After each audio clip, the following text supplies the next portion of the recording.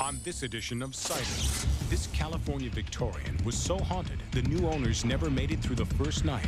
I heard the footsteps, I heard the jiggling of the door handle again, and I told my husband, Scott, I said, that's it. I'm out of here. Their last hope is an ancient Chinese ritual known as feng shui. Can the power of prayer actually save a child's life? Over 2,200 people during that first week were involved in the prayer network. Later, every month for the past year, people in Brazil witnessed the same mysterious objects in the sky. It was a pulsing moon, blue, and then it became an intense green, turning around, pulsating. But is it a UFO or religious miracle? And dramatic new evidence that Bigfoot lives in Ohio.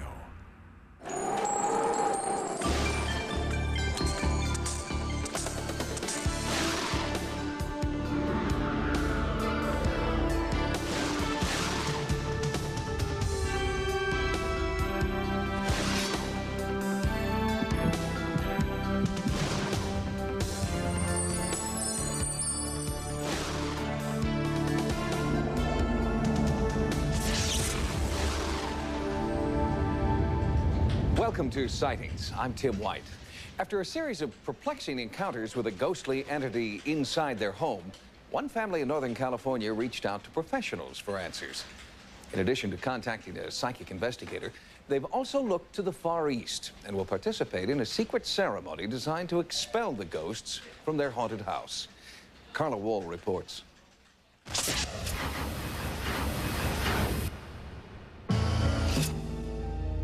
A Victorian home trapped in time, a reminder of another era, and the gruesome murder of a young wife and the husband who turned the gun on himself.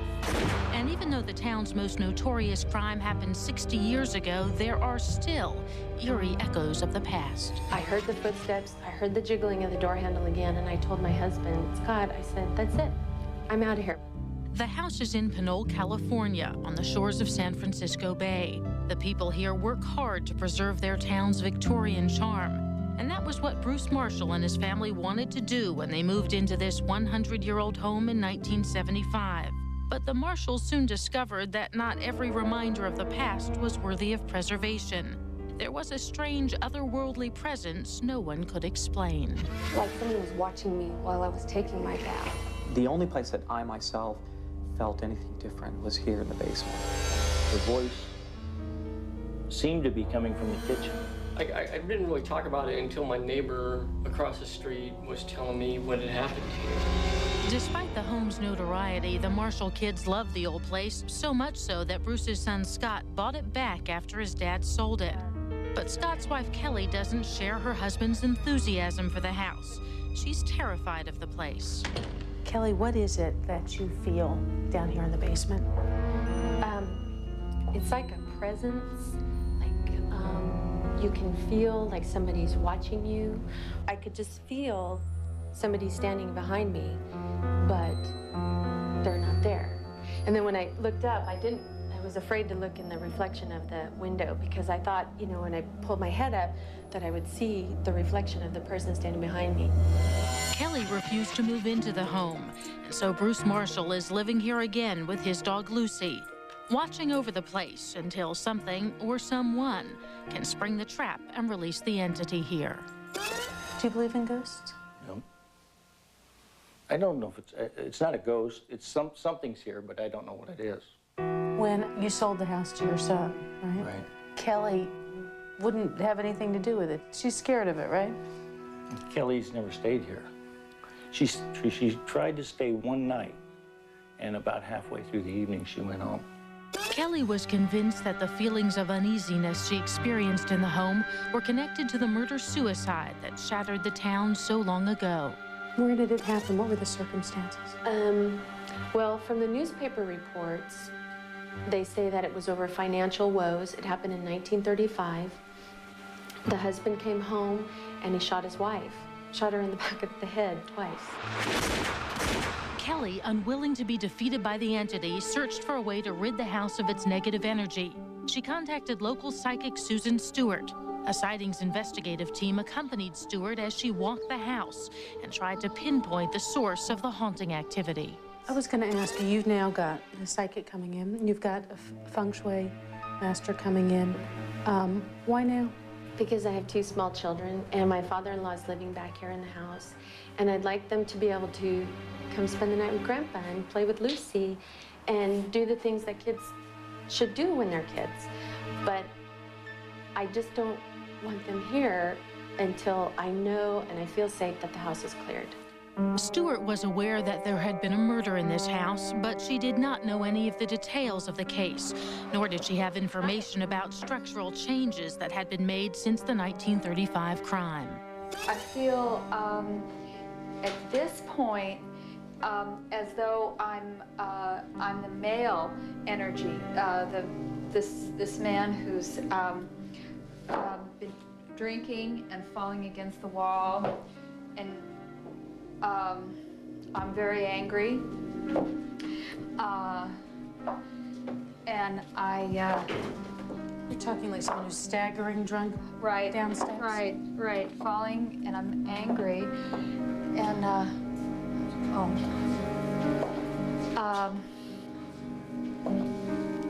this particular place has a lot of very negative energy in it. I feel chills and cold, and I'm being now I feel like I'm a female and I'm being dragged by my hair and hit. Stewart's psychic impressions of a drunken, enraged husband hitting his wife in the back of the head were corroborated in obscure newspaper accounts.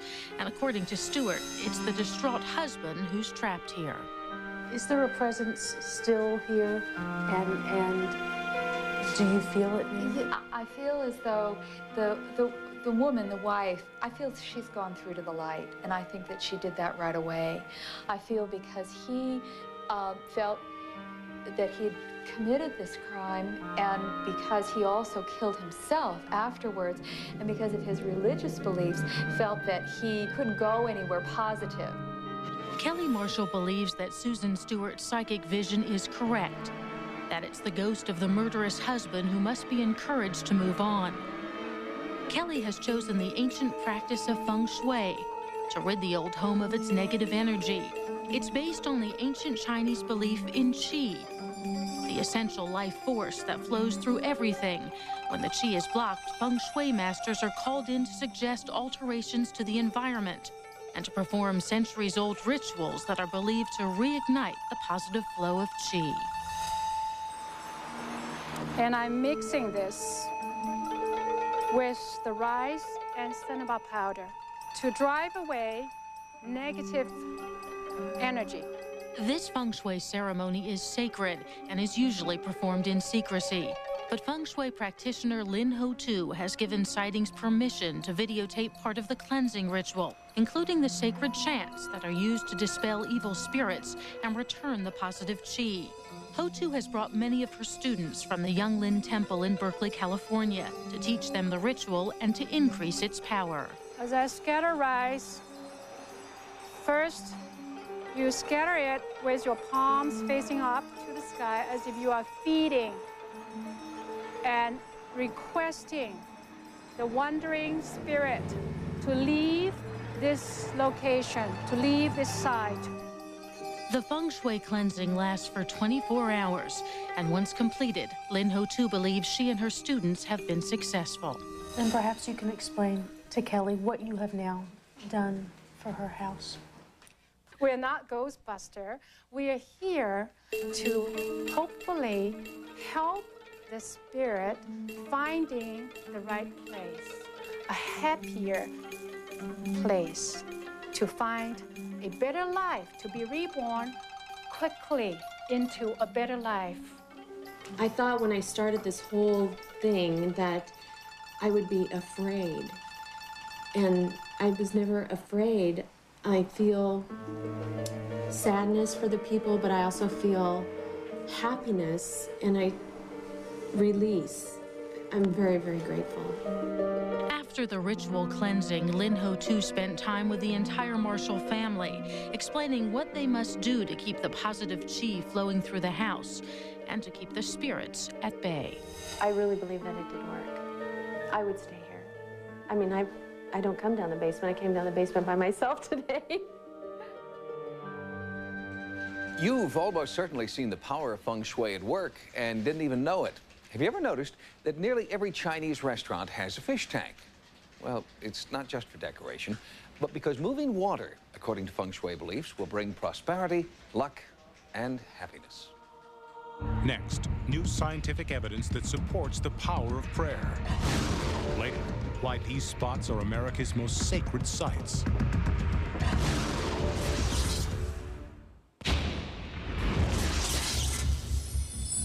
Recently, in Cambridge, Massachusetts, more than 800 doctors, nurses, and clinicians attended a groundbreaking conference titled Spirituality and Healing in Medicine.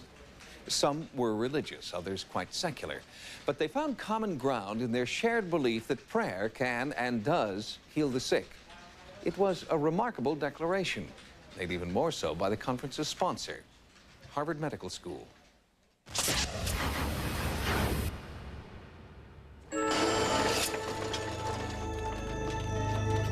The Harvard conferees heard reports of life and death situations in which the power of prayer seemed to directly influence recovery, like the case of Deirdre Callahan.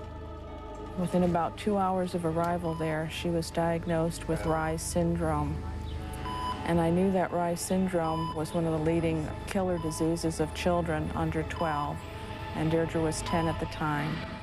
In 1991, Deirdre Callahan was suddenly stricken with Reye's syndrome, a devastating neurological disorder characterized by enlargement of the liver and swelling of the brain. It is often fatal. It was as if my heart had just fallen through my chest down into the floor. I couldn't think of anything else. I just knew that it was a killer disease and that she might die. For 4 days, Deirdre lay in a level 4 coma, very close to death. Her parents, Kathy and Tino, were told to prepare for the worst. Attending physician Dr. Lillian Gonzalez-Pardo held out little hope. With the coma state that she was in, I was sharing the same pessimistic outlook, because I have seen Reye's syndrome at different stages in my 20-year career, and I have seen patients die. That evening, they asked our minister, Reverend Mary Omwake, to prepare us for Deirdre's death. But Kathy and Tino were not ready to accept defeat. As their daughter's life hung in the balance, they began to contact prayer groups around the country, whose members devote special prayers to those in need. One of the groups that Kathy contacted is called Glad Helpers. When she called, I took the name of her daughter and, of course, got the address, and we immediately put her on emergency. Monthly, Glad Helpers publishes a list of thousands of people the group believes can be helped through the power of prayer. Every Wednesday, the group meets to meditate and pray. And Glad Helpers is only one of a number of organizations offering this gift of prayer to families in need. There were all in all about 16 actual church-affiliated congregations praying for Deirdre by the end of that week. And we estimate that there were about over 2,200 people during that first week who were involved in the prayer network. At the same time, Tino, a Native American of the Laguna Pueblo, contacted his family in New Mexico. Members of the tribe came together to perform healing rituals. And Kathy's sister, Darcy, was also called to perform rites sacred to Wicca, an ancient pagan religion. And when Darcy flew in from Boston to be by her niece's side, the Wiccan congregation continued the rituals. Wicca is a nature-based religion, viewing the divine as God and Goddess. Through magical practices, meditation, and prayer, Wiccans believe they can harness the Earth's natural energy and channel it into healing circles. It's very common in Wiccan healing circles to send energy and have it so that the person can use it in the way they need to use it. If for some reason it was Deirdre's time to go, then the energy would have been to make her passing easier. But if it was not her time and if it was still right for her to stay here, then she would use the energy to heal. I think they all united in the spirit of love, and through that love offered their prayers for one simple purpose, which was to heal a little girl in need. As precious hours slipped by, Kathy and Tino worked to build an invisible shield of prayer that extended nationwide and included people of many different faiths. It was then that Deirdre believes she began to see a light. I was in God's house. It wasn't a physical house. It was, the surrounding was kind of a pinkish white color. And I remember seeing entities or souls or beings there and angels. They had more of a glow to them. They were more elongated. The only thing I could really say were their eyes. It was just like a light on the body. But Deirdre was still locked inside a physical body that could not communicate this sense of healing. But 2 days later, a breakthrough. Dr. Pardo, she came to tell us Wednesday afternoon that they had detected a pupil response. And this was the first time in 5 days that they had any sign or any type of improvement. Following day, she started to open her eyes and look around. And I was able to look into her eyes for the first time. And she could follow through with what we call simple commands, like squeeze my hand or point to your mom, that kind of thing. That is good brain function when you start seeing those things. When I woke up at the hospital, I thought it was a dream. I remember strangers coming in and saying, "It's a miracle, we prayed for you." And so I was pinching myself along my arms to try to wake myself up. And then finally I came to realize and accept that it wasn't a dream. It was real. Deirdre emerged from her coma without any sign of the brain damage her physicians had expected when and if she did survive. I called her the miracle child because the chance for recovery was small given her clinical condition. Dr. Herbert Benson is a Harvard Medical School associate professor and founding president of the Mind-Body Medical Institute of Boston. Dr. Benson, an acknowledged pioneer in behavioral medicine, believes that prayer does have extraordinary healing powers, which have been demonstrated in clinical studies. People in an intensive care unit in San Francisco that were prayed for, but didn't know they were being prayed for, improved more rapidly with fewer complications than those who weren't prayed for. Dr. Benson believes more controlled studies need to be done before the healing properties of prayer will be accepted as part of the medical mainstream. Until then, proof of the power of prayer lies with families like the Callahans, who believe it has worked for them, who believe that a network of concentrated meditative energy can work miracles. It's a story that is told in this book, Unseen Hands and Unknown Hearts by Kathy Callahan. Prayer, I know, is an active agent. Prayer can be used to change anything in the physical world. Prayer is real. Prayer works. The power of prayer in working could be ascribed to either the patient believing in the prayer or some external forces. The external forces are things that are beyond science to measure now. Anytime, anybody prays, things happen. And I believe in it. And I knew when all these people were praying, something was going to happen.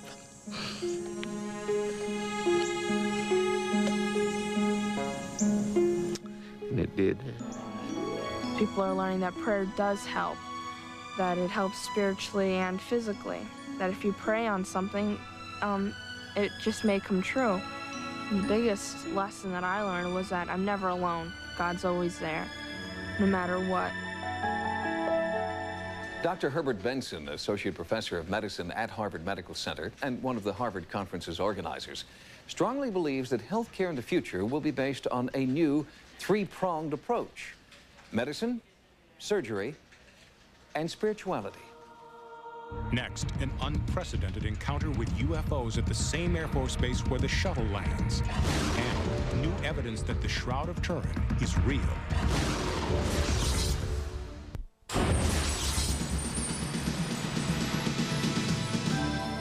Here are some of the stories Sightings is following in the news. For the first time in more than 25 years, 6 hours of provocative Air Force audio tapes have been cataloged and condensed. So now the public can finally hear for themselves what happened when a UFO appeared over one of America's largest military bases. Carla Wohl reports. Edwards Air Force Base is one of the largest aircraft test centers in the world. The people who work here know the difference between an experimental aircraft and a meteor. But in 1965, they couldn't figure this one out. understand you got some U-Fobs. Roger. Whereabouts are they? Edwards and Victorville area. Key excerpts from the declassified tapes have been organized into an audio documentary. I spoke with Sam Sherman, the documentary producer. Why did you decide to do something with them? I felt the public should know something about it. It's a subject that has been ridiculed for many years. It was a daunting task to make sense out of hours of tape from dozens of different sources. I took all the significant pieces of the conversations from phone patches and ground-to-air radio, base-to-base communication, and put them all together so it was like a dramatic program. Sherman took 8 months to assemble the collection of tapes into a concise and comprehensible account of the Edwards UFO incident. I was stunned to find out that a squadron of 12 UFOs was over Edwards and that there was an alert status and that 5 other bases were involved and NORAD was involved. It shocked me. This is the tower in Edwards. We have an object now. Open the seal. I can make out red and white flashing light. The air traffic controller on duty that night has agreed to speak publicly about the UFO incident for the first time in 3 decades. That interview on an upcoming edition of Sightings. In Nashville, Tennessee, medical researchers at Vanderbilt University believe that they have laid to rest the age-old myth that children get wired on sugar. Instead, it's the parent thinking the child will get wired that causes the behavior, according to Dr. Mark Woolratch, chief of the Child Development Department at Vanderbilt. His study, published in the Journal of the American Medical Association, concludes that there is no link between hyperactivity and sugar. Well, I think what it's really saying is if you're having a problem with your child's behavior, you probably ought to look elsewhere rather than sugar as the probable cause. One cause, according to the study, is a parent's expectation that children act differently after eating sweets. In the study, parent groups were asked to evaluate their children's behavior after the kids ate sugar. But the hyper kids had, in fact, not been given sugar. Instead, they were somehow feeding off their parents' unspoken, some say psychic, influence. The parents who thought their children had received sugar rated their children significantly worse.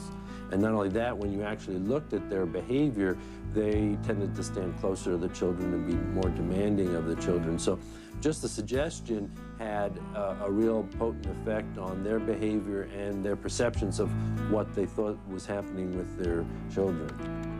At the conclusion of the Vanderbilt study, researchers found strong evidence that it is not the power of sugar, but the extraordinary power of suggestion that is creating the link between candy and chaos. In Turin, Italy, the mysterious shroud, believed by many to be the burial cloth of Jesus still bearing his likeness, will soon be put on public display for the first time in 20 years. Although some scientists have concluded through carbon dating that the Shroud of Turin is a medieval forgery, new research suggests previous carbon dating is unreliable.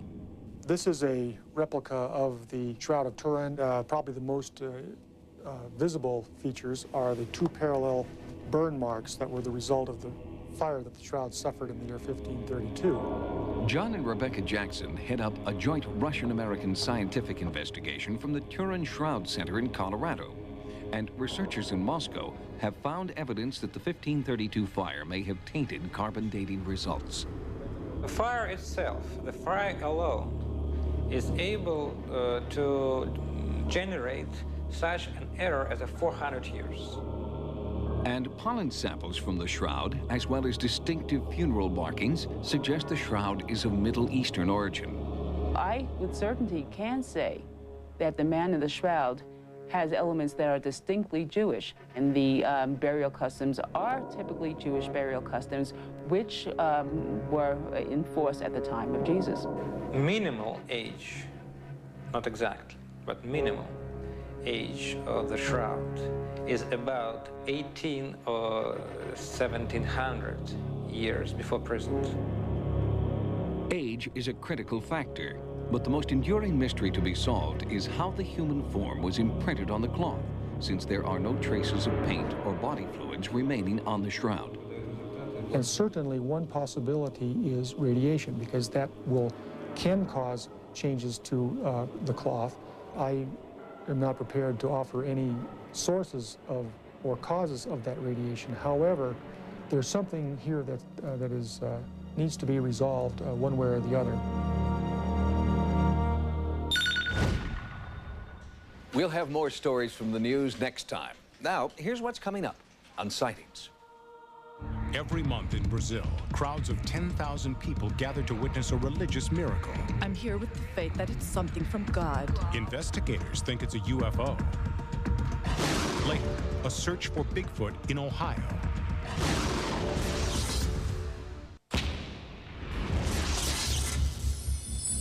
Sightings has recently gained access to reports of an important new UFO flap that's been ongoing since 1994. Brilliant spherical UFOs are appearing with uncanny regularity over northeastern Brazil. We sent a Sightings team to investigate this newly discovered UFO hotspot.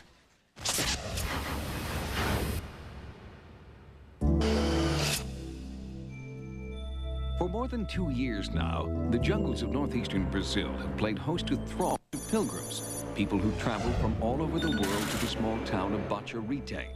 Here, at precisely 2 p.m. on the first Saturday of each month, UFOs appear and hover with such regularity that crowds of up to 10,000 people have witnessed the phenomenon. It was a pulsing moon, blue, and then it became an intense green, turning around, pulsating. It's not a hallucination. Those of us who were prepared with still and video cameras verified that there indeed were unidentified disc-shaped flying objects in the sky. That is, flying saucers. Immediately we aimed the still cameras, pointing them in that direction, and we documented the presence of 6 flying saucers. Reginaldo Atayive is head of CPU, one of Brazil's oldest and most respected paranormal research organizations. Since 1994, CPU has gathered an impressive gallery of UFO photographs, as well as collateral data about strange physical effects generated by the monthly visitations. On the first day of October 1994, when we photographed the UFOs, our equipment detected a very strong electromagnetic field. The static in the atmosphere increased to a frightening level, and it made the hair of those 6,000 people stand on end. At the same time that CPU was studying the UFOs from a scientific point of view, word spread throughout Brazil that what was happening in Bacharite was a religious miracle, a modern-day appearance of the Virgin Mary. I don't understand anything about ufology. I couldn't say. I'm here with the faith that it's something from God. I felt the presence of the Lord. The only ones who don't feel it are the ones who don't have faith. The Virgin speaks to us through the sun. Some scholars have compared UFO apparitions to apparitions of angels and saints and the Virgin Mary. John Saliba is a professor of religious studies at the University of Detroit. He has written several papers on the various religious interpretations of the UFO phenomenon. They come to warn us of disaster. They come to give us spiritual advice. They come to help us in our struggles here on Earth. And since they are, of course, superior to us, immensely superior to us, they have a lot to teach us. The religious overtones of the Bacharite sightings have also caught the attention of South America's leading UFO researcher and author, Irene Gronke.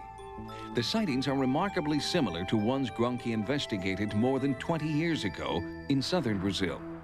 A little girl of 5 watched a UFO emitting a beam of light to the opposite side, where her mother and sisters were watching the clouds and saw Jesus Christ sitting and Our Lady. But it was a hologram. It was not the real thing. Gronke is now working with Reginaldo Atayive and CPU on the Bacharite sightings. It is a unique cooperative effort, exploring the UFOs here from both scientific and spiritual perspectives. The religious people were very resentful of the scientific people, and vice versa. The society I direct, which is CISNY, we study the two sides, and we are more prone to accept scientists together with mysticism. On her most recent visit, Gronke examined new photographic evidence at CPU headquarters, and she spent several hours at the local newspaper's archives, studying the trend of press accounts. Of course, this is very important for us ufologists when both the press and the authenticity of the photos is proved. The following day was the first Saturday of the month, and a sightings investigative team accompanied Brazil's preeminent ufologists to Bacharite.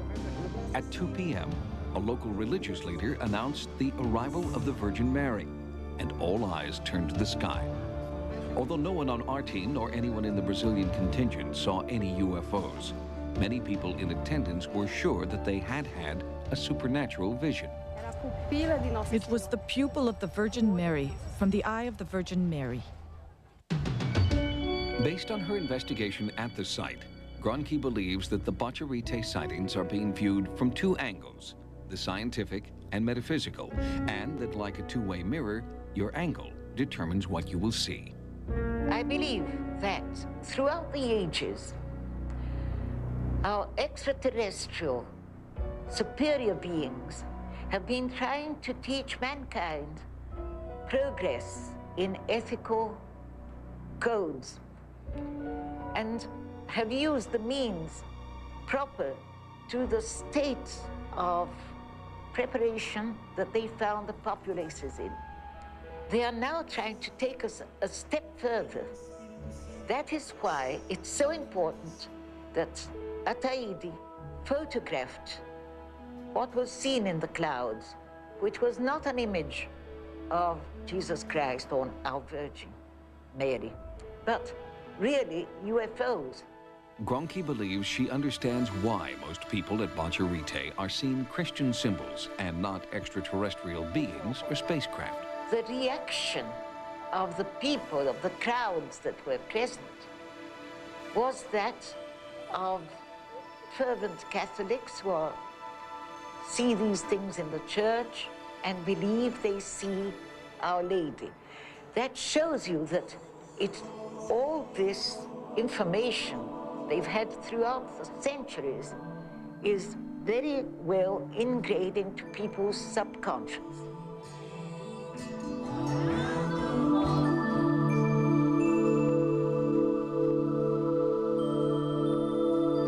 Nearly 81, Irene Gronke hopes that she will live long enough to fulfill a childhood dream that haunts her to this day, to make contact with the extraterrestrials who've hovered so close, but so far have chosen not to land. Next. I can't even get a baseline to even begin to take measurements. Something is very peculiar inside this place. The energy of sacred sites.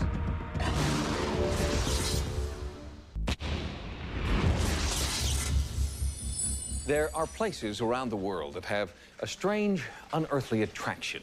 Stonehenge, the Great Pyramid at Giza, the Nazca Lines in Peru. And right here in the United States, there are also places, perhaps not as well known, where generation after generation return to make a spiritual connection with something beyond reason.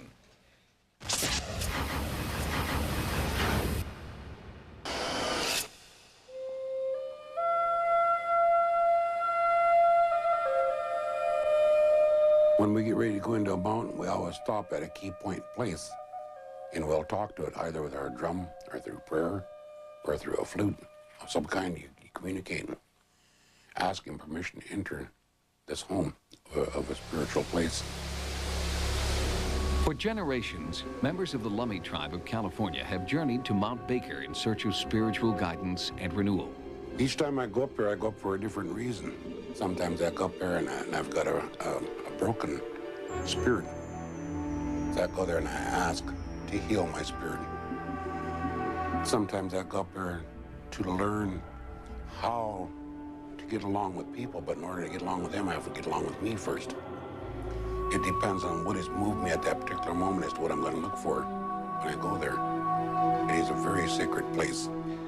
Sacred sites are at the core of American Indian culture. They are the place where a nature-based religion is affirmed and practiced. Author and environmental psychologist James Swan believes that certain places in nature have a supernatural effect on the psyche. The area that we're in right now near Mount Baker is the origin of the creation myth of the Lummies. So there's an extraordinary power that is renewed by people coming back up here to step into the footsteps of their ancestors. There are so many things up there spiritually for all of us, not just Indian people, all people. We're all part of the Creator. And it's there for everyone to listen to get healing from. But which came first, the legend or the location? Far to the east, in New England, there are ancient stone structures that still elicit powerful emotional responses, even though the legend of their origin is lost. The work that I've done on sacred sites suggests that many of these structures were built on top of areas of extreme magnetic variation, extreme magnetic flux, which suggests to me that people were consciously placing them in certain spots on the Earth. Archaeologist Sal Trento has been studying these enigmatic stone structures for more than a decade and has developed a theory to explain why they were created. The indigenous population in this country was well aware of the heavens and the stars. The cosmology of Native Americans is intense. These people knew what was happening with the sun, with the moon, and so forth, and the suspicion is that they might have built these chambers to take advantage of what they knew regarding the stars and the sun. Trento has found that each chamber is built along a kind of geomagnetic fault line in places where high levels of electromagnetism are concentrated. He asserts that this force of nature had a measurable effect on ancient people and their culture. Turns out that a radical change in a total magnetic field can cause people to have altered perceptions. The reason why this happens has to do with different brain chemicals that are released, and this affects people's moods and perceptions. A sightings team went with Trento to one of the most prominent stone chambers in New England, located in Upton, Massachusetts. Trento used a magnetometer to measure electromagnetism at the site, thought to be over 1,000 years old. The readings were bizarre. The closer I get to the center of the chamber, the more difficult it is to stabilize these readings. I can't even get a baseline 0 point to even begin to take measurements. Something is very peculiar inside this place. Each place has this presence or spirit to it. It's the equivalent of a church or a cathedral or shrine. It may not be something we can always measure directly with scientific variables, but it's here and you can sense it and feel it. Earth Mysteries researcher Sig Lundgren has not only explored sacred sites all over the world, he has also felt their physical effects. I've experienced heightened awareness of the spiritual. I've experienced the ability to think more clearly about issues that are up for me. I've experienced visions. And Lundgren maintains that these ancient spiritual centers continue to have relevance. In my humble opinion, most Americans are asleep, and sacred places are spaces where you can wake up. Some people call it being born again. Whatever it is, it's becoming aware that the spiritual realms are real.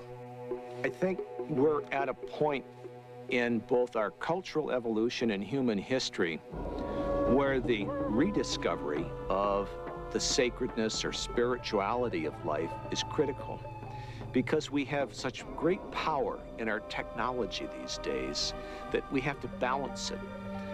So the idea of going to a place that is special to you and trusting in nature and your own nature is at the core, I think, of being healthy and sane in modern society. Lummi elder Chadaskadam Wichtalam fears for the future of Mount Baker. Although the tribe believes that no one can own this most sacred site, there are logging companies and land developers who disagree. The Lummis are concerned that centuries of peaceful worship will eventually be only a memory. Next, Ohio farmers who've never heard of Bigfoot are staying out of the woods at night because of this.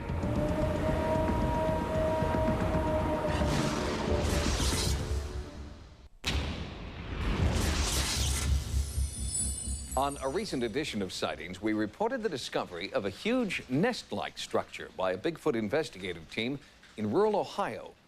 We also introduced you to Bigfoot researcher Matt Moneymaker, whose ongoing attempts to capture the elusive creature have yielded some extraordinary results.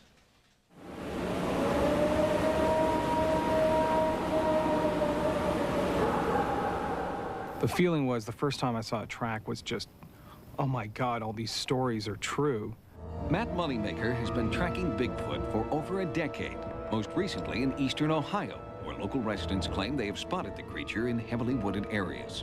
If you put a little effort into going out and checking this out, you could prove it to yourself. You could see for yourself some evidence that these legendary things existed.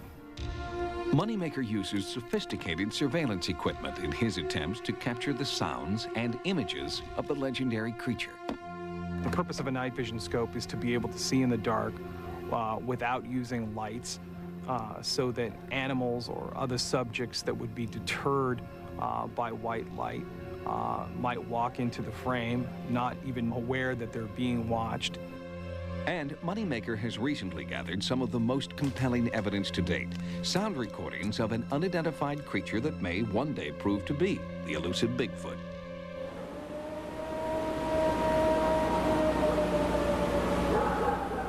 They sound as though they're produced by a very large animal, and they're consistent with what people describe as being Bigfoot screams and Bigfoot howls. These sounds convinced sightings to return with Moneymaker to the site of the original recording in hopes of capturing the creature on tape, this time on videotape. I would be very surprised if any scientist would be able to come up with a recording of a known animal that matches exactly the sounds that I've recorded at this location over the past few months. Barely 2 hours into the Bigfoot stakeout, the team clearly heard footsteps in the woods, amplified through an extremely sensitive microphone.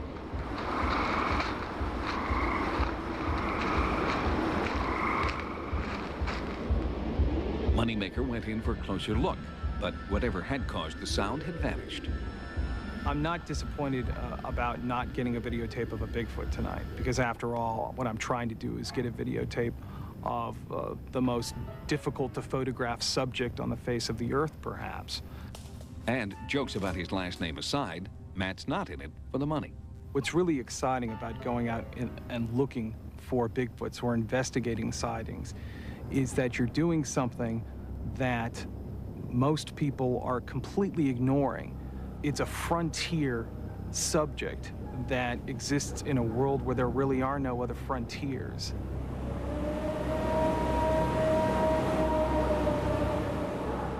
Matt Moneymaker continues his stakeout in the same area where he recorded the moans and footsteps. Sightings will update you with any new information as the search for Bigfoot in Ohio continues.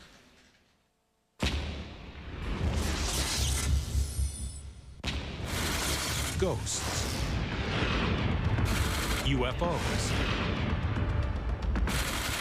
the unexplained, dramatic stories of the paranormal from the files of sightings. A new paperback book available now wherever books are sold from Fireside Books. Until next time, remember, no mystery is closed to an open mind. For Sightings, I'm Tim White.